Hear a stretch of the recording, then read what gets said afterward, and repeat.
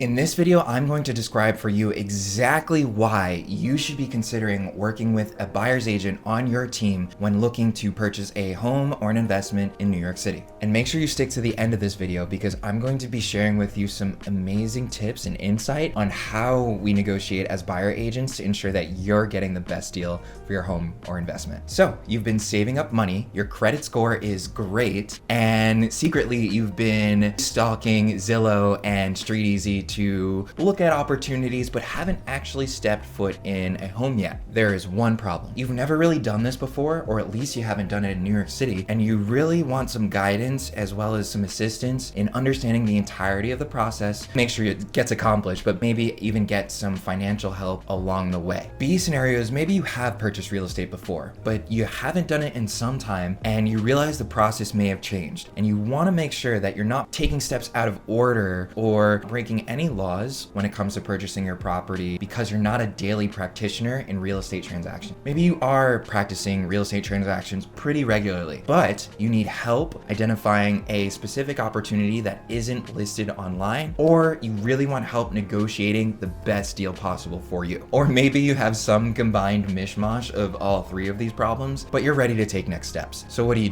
The answer? It's time to connect with a real estate agent. More specifically, a buyer's agent. A buyer's agent is a licensed real estate professional who's going to work on your behalf to not only find the perfect property for your home and your investment, but also to negotiate the best price possible for you at the best terms possible for you as a buyer, and all while overseeing the transactional details throughout the entire process. Now that is in total contrast to the listing agent, who is contractually obligated to find a buyer for the seller in the quickest amount of time possible, all while negotiating the highest price possible for the seller with the best terms possible for the seller, and also overseeing the transactional details. But I'll save that for another video. Now, there are several parts to what I just mentioned, so let's break it down by each by starting with identifying that property for your home or investment. In real estate, and I know specifically in New York City, sometimes real estate agents are viewed as glorified door openers. Sometimes it can be that easy,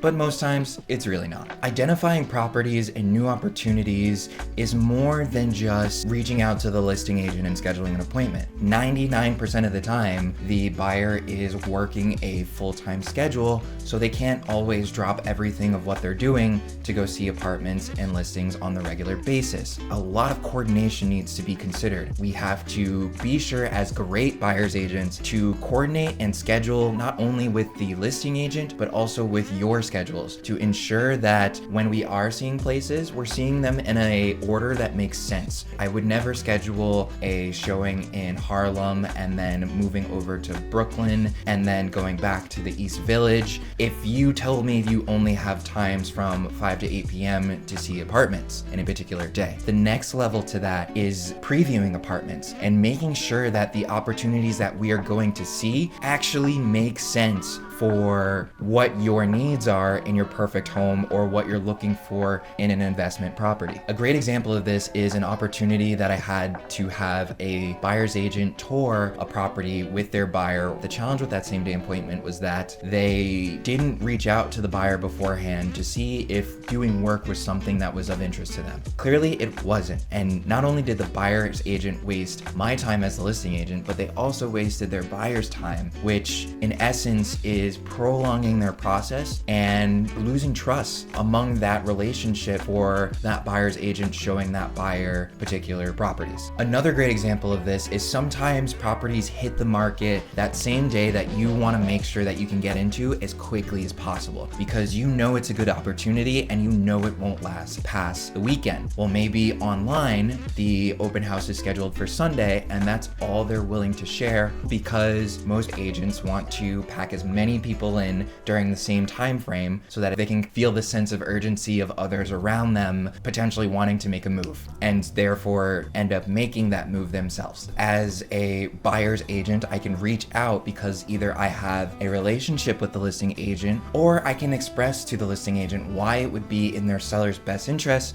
to host an appointment prior to the actual open house so that you have the opportunity to make a decision about the apartment first, as well as put your offer in before anyone else has the chance to. when it comes to identifying properties and units off market, what we can do as buyer's agents is that we can reach out to all of the agents in our network or that are part of the Real Estate Board of New York, or some of our past clients who might know people who are thinking about listing properties soon, and or we can even reach out to certain buildings and get the information for certain homeowners if you are specifically or strategically looking around a certain neighborhood or building. Sometimes we're able to identify and show you something that might be a better fit than what's actually available on the market. However, and whatever we present to you as the buyer, the essence of what I'm saying is the same. Working with a buyer's agent is going to help you find properties, schedule opportunities to see them, and tour those listings either on or off market in ways that you wouldn't necessarily be able to do if you were looking or searching for a home or investment on your own. The second part of working with a buyer's agent is being able to negotiate the price. And while I would say this is definitely a very important part of negotiation for clients, it is definitely not the most important part. And I think that is something that most people actually get wrong when it comes to negotiations. Pricing, or value as it would be described, is all about the amount of money a buyer is willing and able to pay for a particular opportunity. Sometimes buyers will be really excited about a particular home or investment that they are willing to spend a lot more money on. However, they haven't necessarily sat down with their agent or lender to see if they're actually able to transact on the particular purchase price. There might be specific factors that might influence how much you're actually willing to pay as a buyer on that particular property. Maybe there is a material defect that you're going to run into that's going to require an exorbitant amount of money in repairs. Maybe there's something closing down or leaving the neighborhood that is going to negatively influence what buyers in the future would be willing to spend for this particular property. Sometimes you have to consider additional closing costs. There are certain brackets that these price points line up with where you might exceed a threshold that might bump up the amount you're spending in your closing costs or mortgage recording tax. Even though your real estate attorney should understand these different details and might help advise you while you're negotiating the details of the given contract, how much would it be worth for you as a buyer if you could identify these factors that might affect your sale price up front and help you save time in actually negotiating the deal in the beginning? It would definitely help you save time because it would keep you from having to go back and renegotiate the deal after you've already had an accepted offer from the seller, and potentially pissing them off because you are backtracking on what you said you were willing to offer at that point in time. And time is money. Adding extra time to the deal can essentially put you in a position where you do end up having to pay for it, or you lose the property altogether because someone else came in with an agent at a solid offer that makes sense and they feel comfortable moving forward because they know that they did some initial vetting during their tour of the apartment up front before getting to the accepted offer stage. By working with a trained professional, you are going to be able to get one step ahead of that negotiation process, essentially tailoring your offer to make the most sense for you and what your needs are up front, ultimately saving you time and money during the negotiation process. And I just wanted to say thank you so much if you've watched up to this point. It really is greatly appreciated that you're taking the time out to listen to this information. So if you could, definitely like this video and share it with one other person that you think might find it helpful, and subscribe for even more videos like this in the future. Again, it's super appreciative, and back to the show. Now, the third part of being an awesome buyer's agent is being able to negotiate the terms of a sale. I believe these can make or break the transaction, but in order to better explain this, I need to talk to you first about contingencies. While submitting your offer for purchase, it's important to also include contingencies, boundaries that you're essentially setting for yourself, where if that line is crossed during the terms of your sale, that you have the ability to back out of the sale without losing money on your deposit or anything else in the process. With these contingencies come certain implications that could potentially make or break the transaction based on the agreement that you have with the opposite party. In a market like this, it's super important to understand how these contingencies should be implemented or accepted, if you're the seller, in a way that is safeguarding you throughout the process of your transaction, but also in a way that is agreeable to the opposite party so that you can actually get the deal done. Mortgage contingencies and inspection contingencies are the most seen that you'll probably have in New York City based on the high price points that we have for apartments and homes, as well as the age of most units and buildings in our city. Some other terms to consider are rent back.